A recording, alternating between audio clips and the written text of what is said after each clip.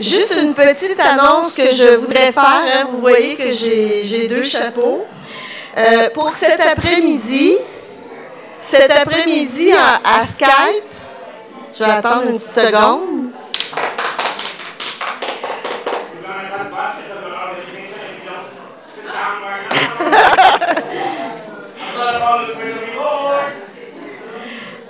Pour cet après-midi, il va y avoir des présentations en espagnol avec une traduction en anglais de Jerry. Donc, on vous demande de prendre les casques pour les gens qui veulent entendre en français. Alors, if you, this afternoon is going to be in Spanish and translation in English. So you need to have the headphone, whatever, for the translation.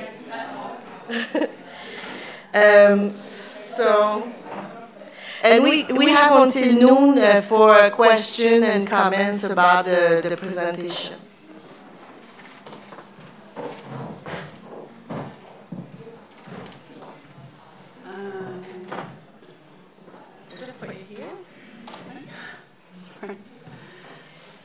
Okay, so we had three very good presentations from very diverse countries in the previous session.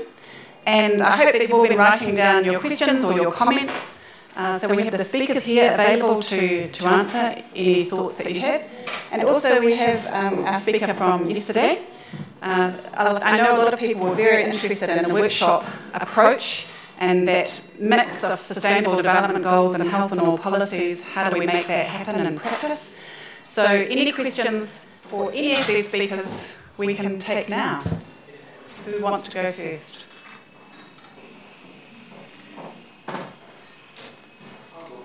Great.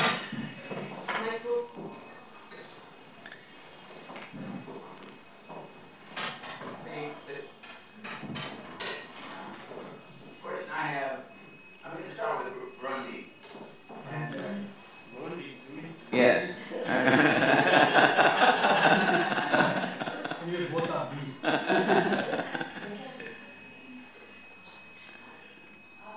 How long have you had the GNHiAP initiative? How long?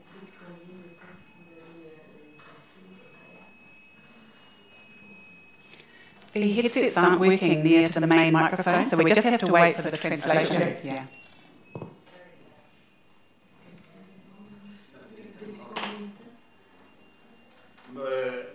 Notre stratégie de promotion de la santé dans toutes les politiques est très récente.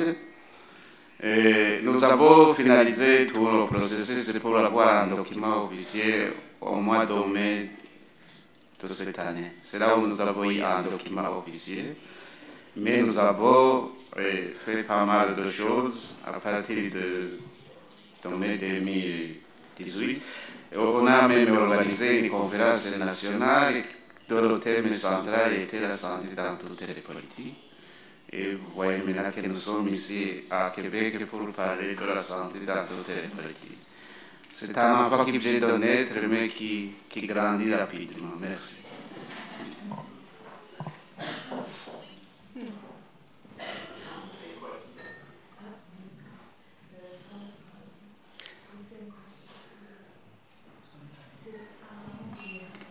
Can I ask the same question for Tom?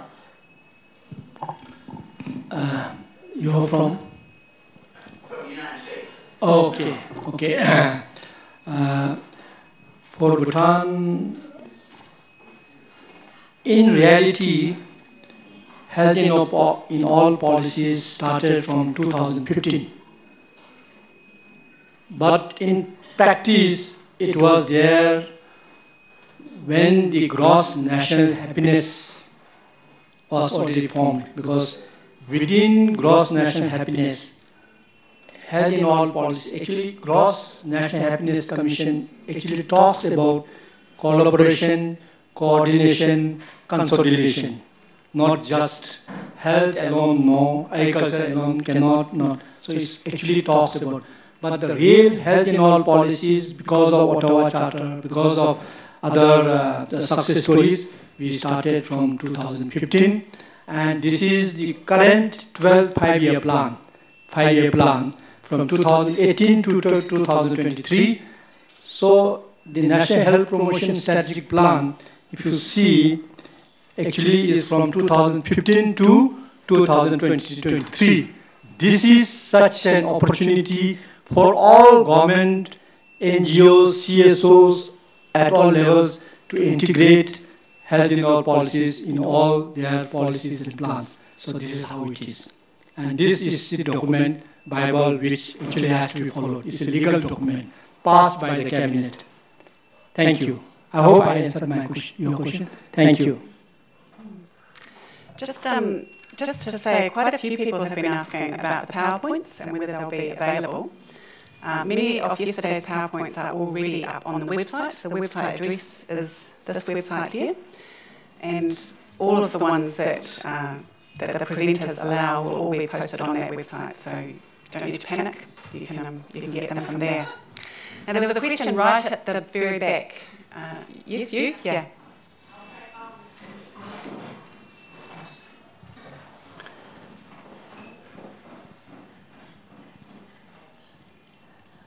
Hi, I'm Geneviève Voyer. I work for the First Nation Health Commission here in Wendake. My question is for you again. It's regarding the culture. I've seen in your PowerPoint that it's really part of your programs and the way you work, and I think it's really interesting. I'm curious how it's done in your country, how it's done with traditional healing. Is it connected to the regular health programs, or is it healers from your communities that are part of this? So I'm curious how it's done, because I think it's really inspiring. Thanks. Thank you very much. One of the pillars of gross national happiness, 4 pillars. One is conservation of culture and tradition.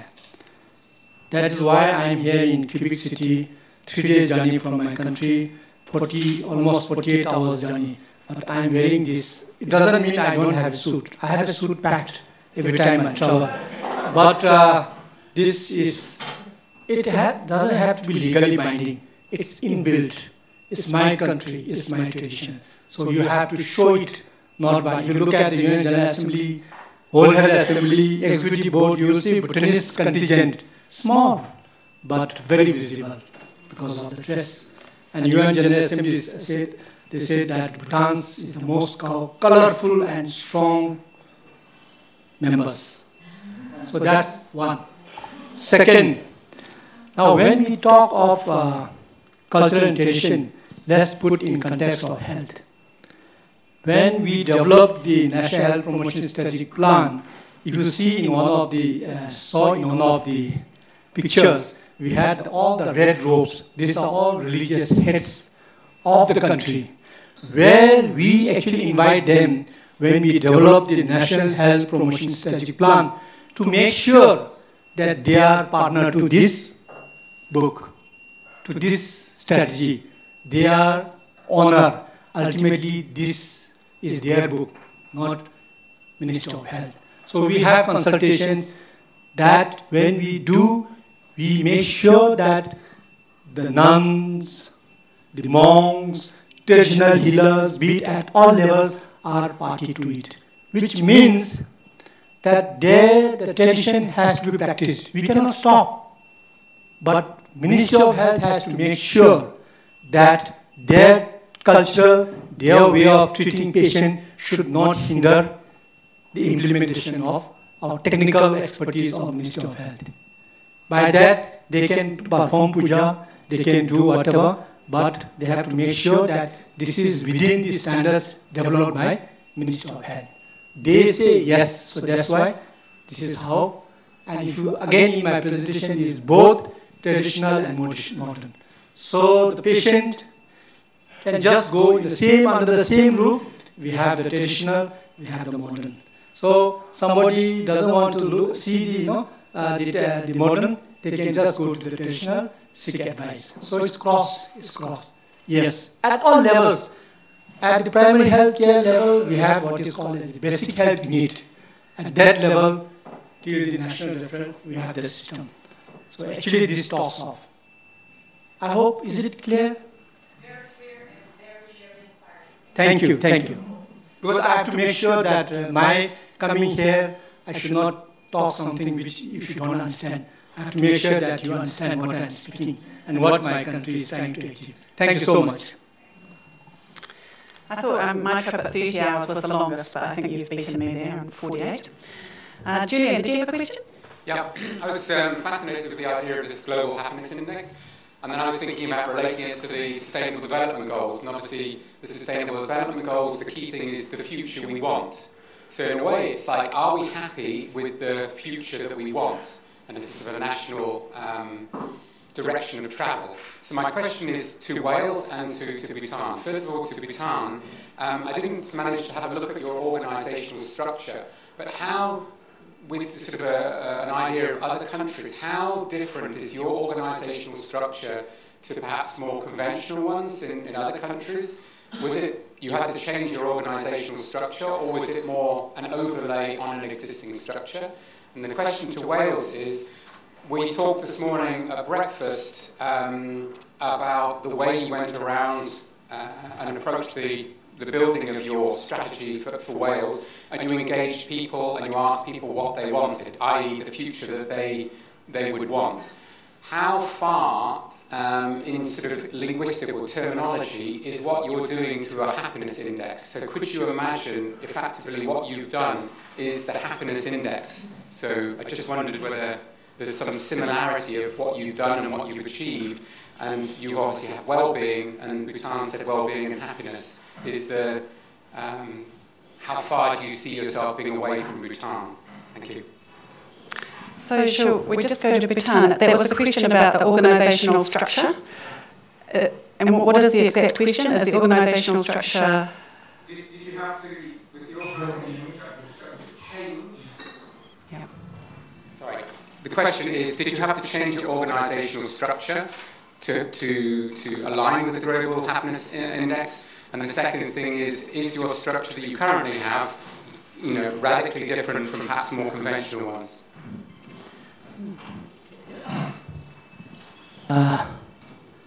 You're from which country? Excuse me, sir. You're from which country? I'm British, but I live in Germany, but have German nationality now. Okay. Thank you, sir. Thank you. Because I always want to know actually who that, which country belongs to, so that you have two questions. Number one is the organization structure. In order to look at the SDG and the happiness.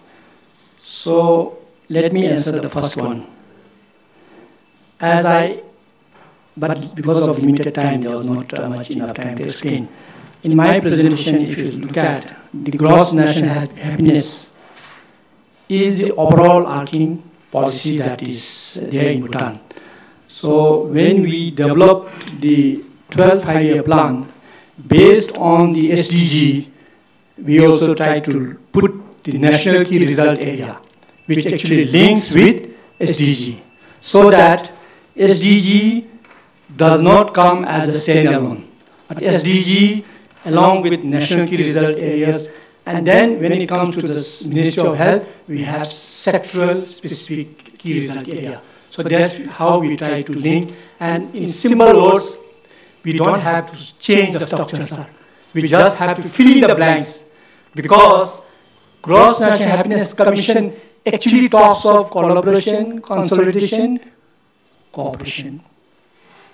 And now health in all policies is a move. So we just have to advocate to them that these are the things that's missing in gross national happiness. Can we add this? Can we add this? Fill in the blanks. So there is not a big shift in the structure. In terms of organogram, if you look at the health promotion division, till 2011, it was named as Information Communication Bureau. So the division is responsible for bombarding with messages, and we don't bother whether people have changed their behavior or not. Our intention is to give awareness, education, people but from 2011 with Ottawa Charter movement, with all that, and also realizing our success in the tobacco control, we renamed this division as Health Promotion Division. Again, this has to be approved by the cabinet. So that's how the structure was already there, but renamed with re-mandate. So that's how it is, sir. It was already there as ICB, but now from 2011 it is Health Promotion Division that mandates health in all policies, health impact assessment. So this is what we have in Bhutan. Thank you. So it seems like you've taken international pieces of work and you've applied them nationally, very explicitly, the Ottawa Charter and health and all policies, and made it your own. Yeah, that's great. So Catherine, you have got the question around how do we make the global national happiness index equate to the Sustainable Development Goals? Can we? Is that what you're doing in Wales? Thanks. I don't know if you can hear me. Yeah. Thanks, Julian, for that question. Well, I certainly find the happiness index idea quite inspirational, and I think it could lend itself to a kind of well-being index for Wales. We did discuss happiness in terms of when we were looking at our measures. Happiness data is already collected through several national surveys and also through our Office of National Statistics. But in the end, I think what translated into some of our national indicators, we've got 46 indicators in total, was more around community cohesiveness, of which happiness was a part, but there were a number of indicators that were looking at overall cohesiveness, not just happiness. But it's something that we did look at, and given it's already covered in some of the surveys, it didn't sort of translate to a wellbeing index per se. But I like the idea, and I think the take from it is quite inspirational. Any other comments for our speakers? I may have another.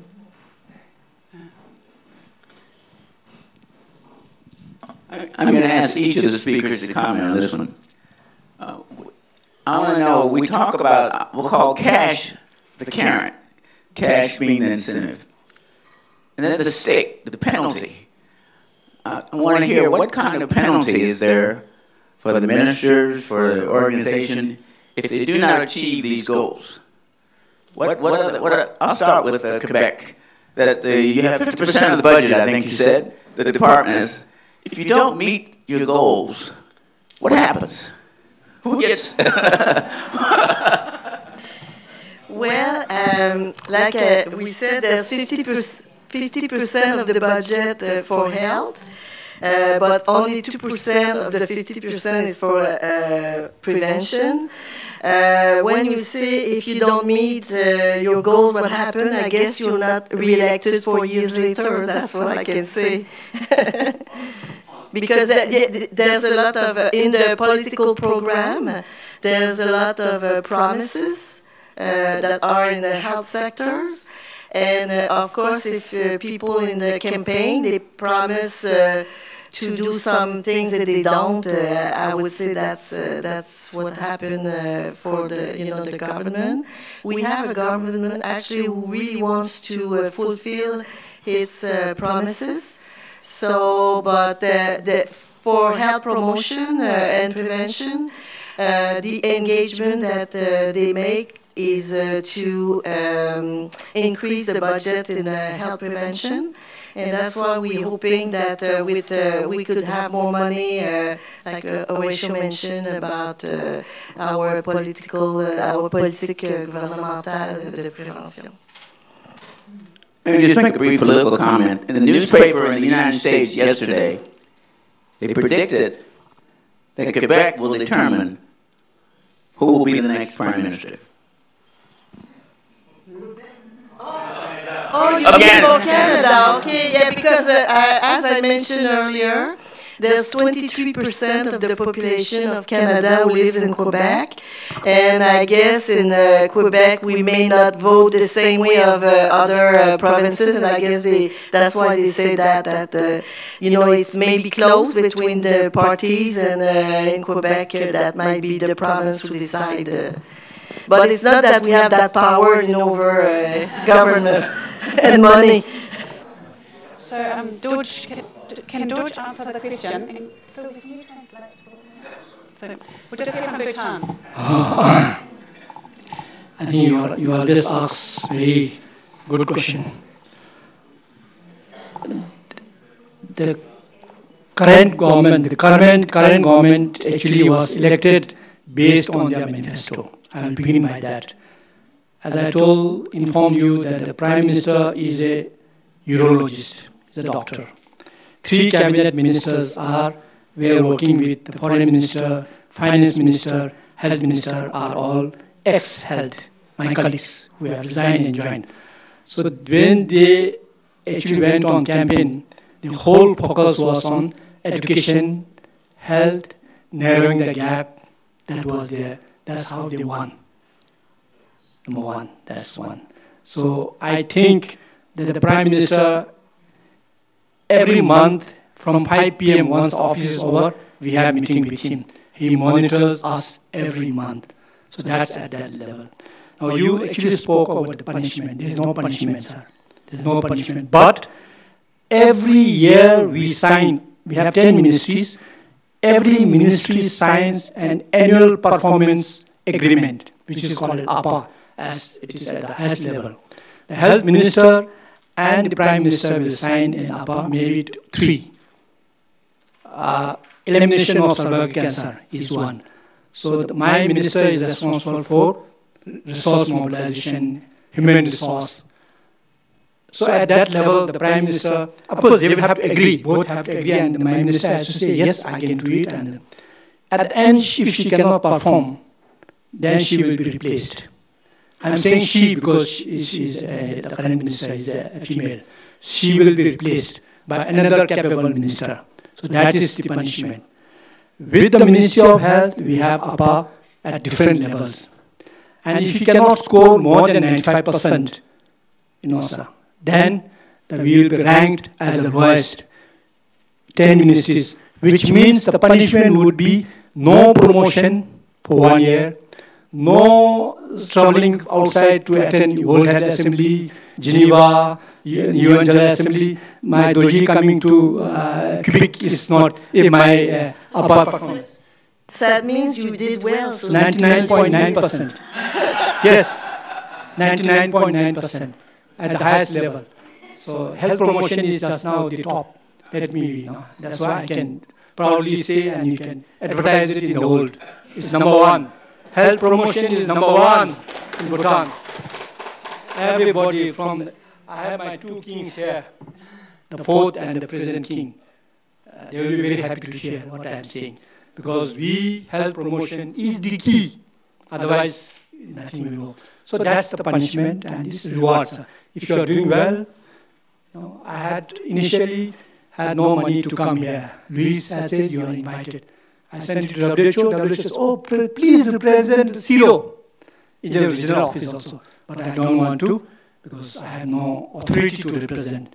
But because I work very closely. And my coming here is supported by WHO, not country office, but regional office in New Delhi. So that is a reward if you do well. Thank you, sir. Merci beaucoup. Si j'ai bien compris, la question est en rapport avec le financement de la santé. Et dans notre contexte, nous sommes dans la région tropicale où il y a des maladies infectieuses. Et le gouvernement a consenti beaucoup d'efforts pour améliorer la santé de la population. Mais on voit que les indicateurs sanitaires ne s'améliorent pas comme on s'y attendait. Il y a quelqu'un qui disait que nous soignons les gens et nous les renvoyons dans les conditions qui les ont rendus malades. On a mis beaucoup d'efforts dans l'occupatif, mais on a oublié d'agir sur les déterminants de la santé. Et je crois que la promotion de la santé, c'est la voie d'entrée. Si nous voulons améliorer la santé de la population, il faut agir sur les différents déterminants de la santé. La promotion de la santé, c'est l'élément essentiel si nous voulons améliorer la santé de la population. Il faut agir sur l'environnement qui nous entoure, puisque l'homme n'est pas de son environnement. Si l'environnement n'est pas propice, on ne peut pas prétendre avoir une bonne santé. C'est pour cette raison que la santé, dans toute la politique, a sa raison d'être. On a toujours parlé de santé pour tous, les objectifs du millénaire pour le développement, la couverture sanitaire universelle, et à un certain moment, on voit qu'on n'y arrive pas. Parce que nos efforts sont dispersés. Il faut agir de manière coordonnée, agir en synergie et comprendre que la santé n'est pas l'affaire du ministère de la Santé, c'est l'affaire de nous tous. Ça nous concerne tous, ça nous regarde. C'est ça la santé dans toutes les politiques. Je vous remercie. So it sounds like the stick there is people getting sick, which I guess is the ultimate outcome. Yeah. Catherine, is there any stick if you don't achieve your goals? I was thinking about the penalty.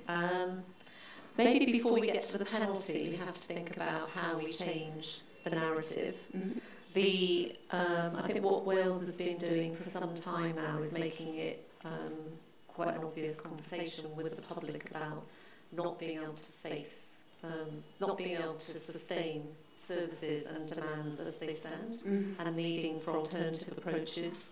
And I think it's a question of being open and transparent about that. So, for example, one of the things that government is currently exploring, and I mentioned the role of the Office of Future Generations Commissioner, she has been really helpful in terms of pushing this agenda, and in terms of that unsustainable scenario, asking government to think about how, for example, if you look at one of the highest spends in Wales, it's for our health service, for our National Health Service.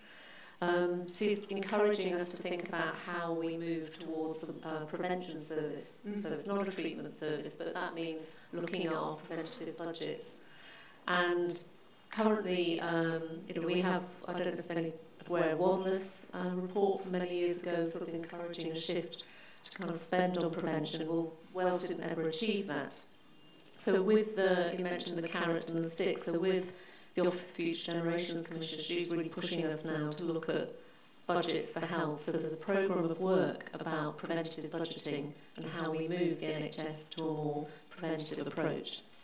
And I think with that narrative, maybe we avoid the punishment, the normal punishments that Quebec have mentioned in terms of public outcry and heads will roll. But if we change the narrative and the conversation and bring people along with us, I think we have probably some chance at avoiding that end result. Good luck. Timo, you had a comment to make? Yes, actually, a question to Sylvie about Quebec's government policy for prevention in health. I liked the concreteness of the plan and the policy that you showed, and especially I liked the ambitious targets to support the vision. But I just asked for how many years the government is elected. It's elected for 4 years, but the targets are by 2025. So I guess there's some kind of, so the government is not accountable for those results and the policy and the outcomes of the policy because the targets are on 2025. Well, actually, this policy was adopted by the previous government who wasn't re-elected.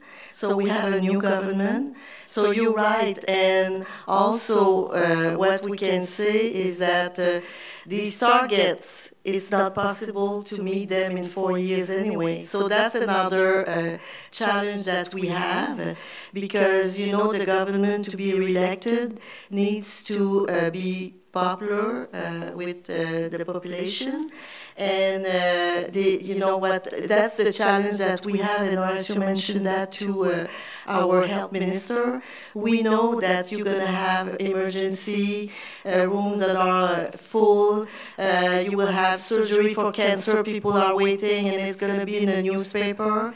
And here we are talking about living condition, school education, which means that we will have better citizens in the future. So we know that we have that challenge to be in the political agenda, but still if we never put that, there will be always short term. But you're right, even the objective that we put, the targets for 2025, they are so ambitious that we know that it's not with this little $20 million a year and the collaboration of some ministries that we could fulfill them. We know that we have a bigger challenge than that. But do you have some kind of intermediate indicators how to show your progress? And they are written somewhere publicly seen and will be analyzed and evaluated how you are meeting them? Well, actually, what I skipped because I didn't have enough time, but when we get funding from the Secrétariat du Conseil du Trésor, which gives money to the different ministries, we have to do what we call cadre d'évaluation, evaluation framework, where we have to document how we will meet the target. We have to put indicators, and we have to follow them since our plan is for 27 to 2017-2021.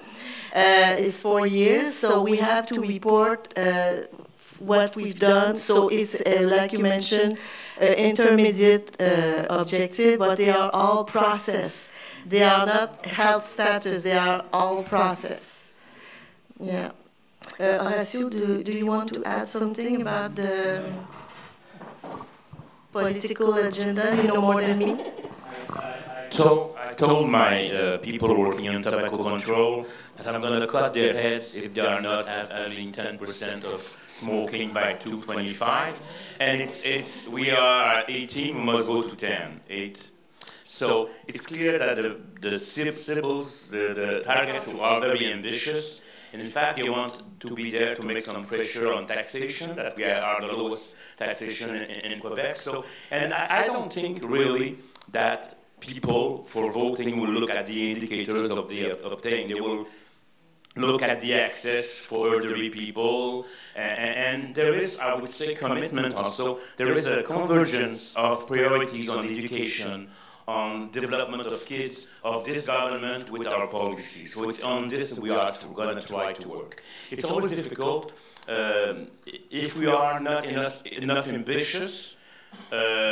We won't go further. So and this was there because the politicians want to have good targets and say we're going to do that. And we keep them. But it's clear for me that I will say by soon to the government that we will not get into 10% of tobacco control if we don't open the tax. So now we are working that with the finance who are objected to that, I would say 3 years ago, and now they think they must do it. So that's a way of influencing the politics. Just one reply.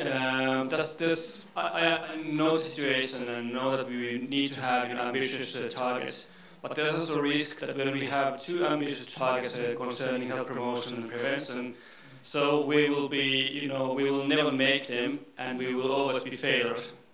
And they say that you can't even meet your targets, so it's not working.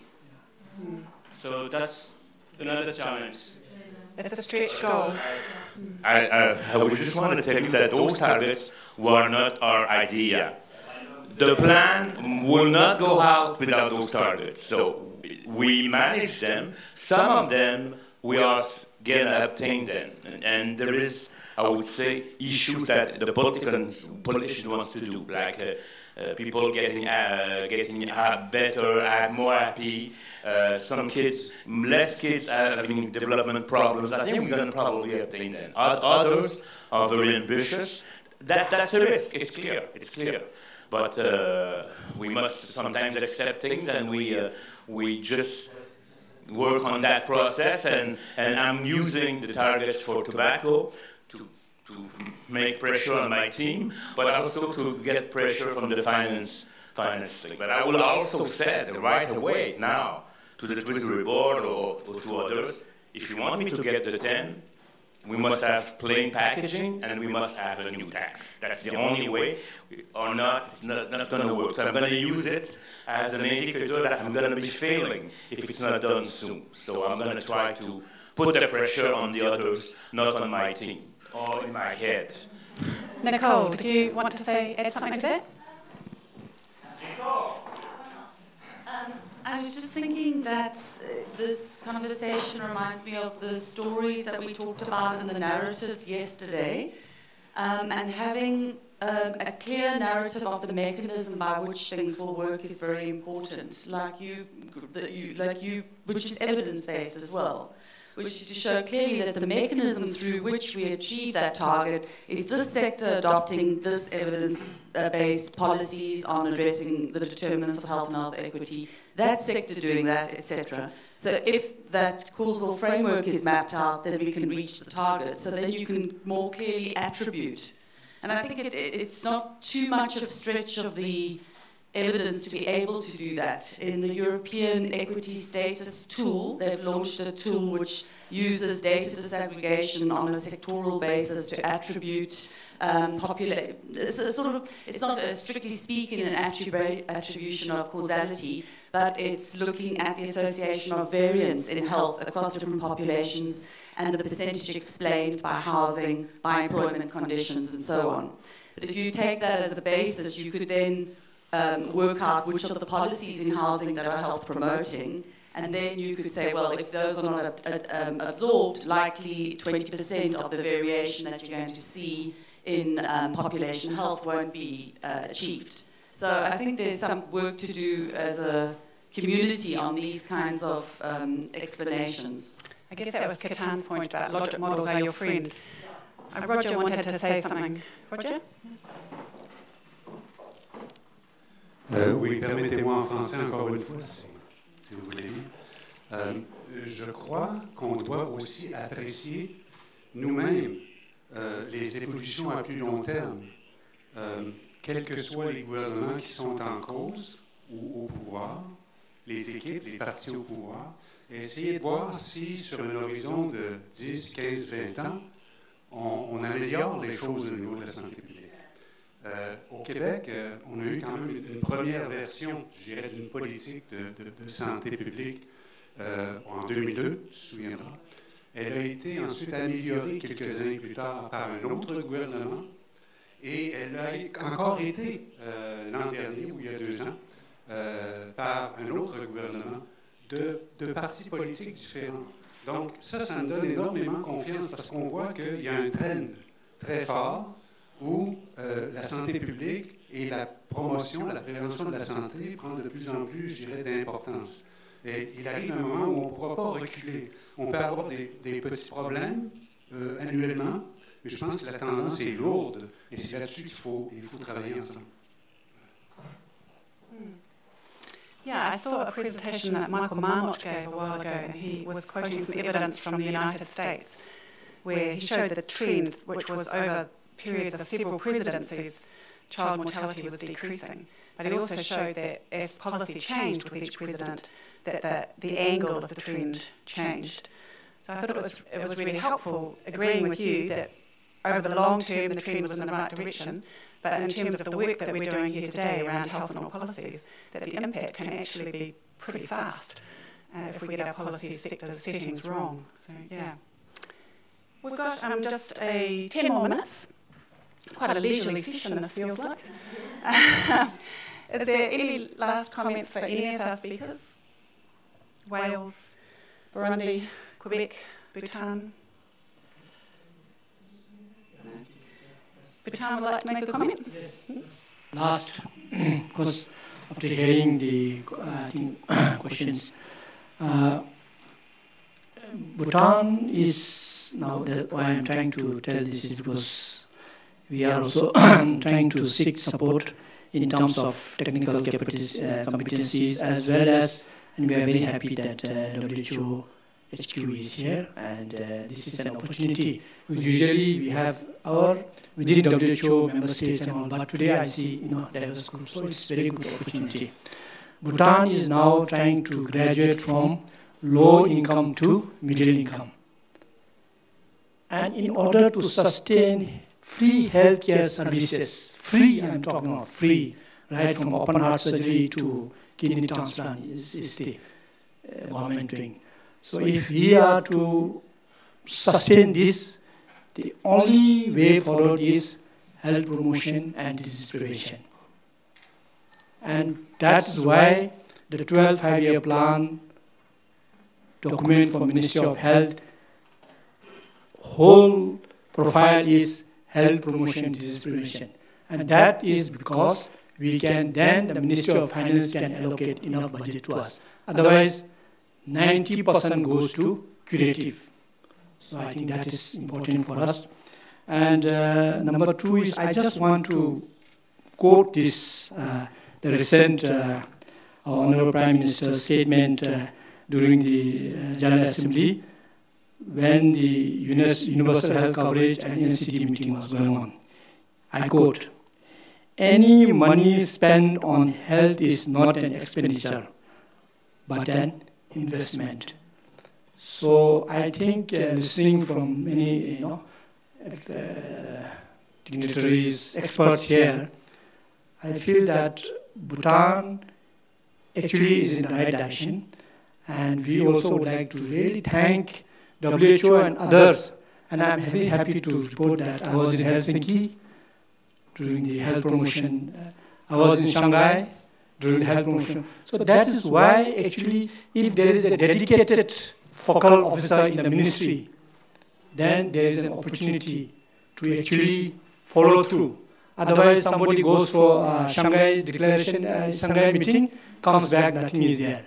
So you follow through, and I'm always in. It doesn't mean that I only go. We have other colleagues, but I think continuity and sustainability has to be maintained, sir. This is, I believe, that somebody who actually works in that field can talk to your king, talk to your prime minister, talk to whatever. But if you are not conversant yourself, a question comes and then you are nowhere. So I think this is take-home message, and I would like to request all of you to support Bhutan. Whatever I showed is simple structure, not complicated, what we are doing, but using the framework, what countries can do and what WHO is trying to support. So we would like to thank everybody for the question. I feel very happy. In the morning I was almost sleeping, but now I'm feeling very happy. No, because I'm hearing the things that is actually coming for us. So thank you very much for the time. Thank you for listening. Thank you. We'll just have a final comment from our colleague in Burundi. Merci beaucoup pour la dernière parole. Comme on vient de le souligner, la promotion de la santé est devenue une préoccupation majeure de l'ensemble du monde entier. Quand l'OMS a défini la santé, l'OMS définit la santé comme un état de bien-être mental et physique, et ça ne signifie pas seulement l'absence des maladies. Mais malheureusement, les gens continuent à penser que la bonne santé signifie l'absence de maladie, ce qui est faux. Alors si nous voulons améliorer la santé dans la définition de l'OMS, nous devons agir sur les déterminants sociaux de la santé. Le monde vivant qui nous entoure nous conditionne. Et heureusement que l'ensemble du monde a déjà remarqué qu'on ne peut pas avancer sans agir sur les déterminants sociaux de la santé. Je dirais que c'est une autre révolution en matière de santé. Et heureusement que le monde entier a compris que pour vivre, il faut un environnement propice et meilleur. merci encore une fois, c'était pour moi un honneur de partager l'expérience du Burundi.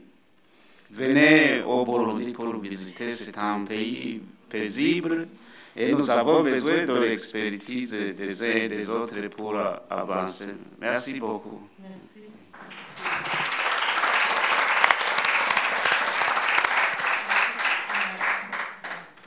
Je vais donner mon mot de la fin à Horacio, si tu veux dire quelque chose. I'm afraid people leave. I'm afraid people leave before tomorrow. I just want to. We won't leave, but I want to make sure that as everybody is here today, to tell you that I'm having 2 wonderful days. Really, when you are with people, we are from different countries, different contexts. Bhutan, Burundi, Wales, Finland, but we all share the same values. And it makes me giving energy to fight again and more on this public health. I've got new friends. You are the network, that's it. That's people who believe in the same things that can help each other. And it's tremendous, I feel. I've got some frissons. I don't know if that chills, because for me it's great. It's great to have now sitting here and that we can have emails and something, but this worked the job. Even it was very complicated. I will tell you, making sure it happens was a big job for my team. But thank you to be here, and thank you to share again and multiply that public health vision, which is very important. And it's great to have new friends. You are my new friends, and I hope we're going to connect and have a better network in the next time. And it's great to have seen that sometimes small is beautiful. I can tell you. Thanks, Horacio. One thing that friends can do is help each other out.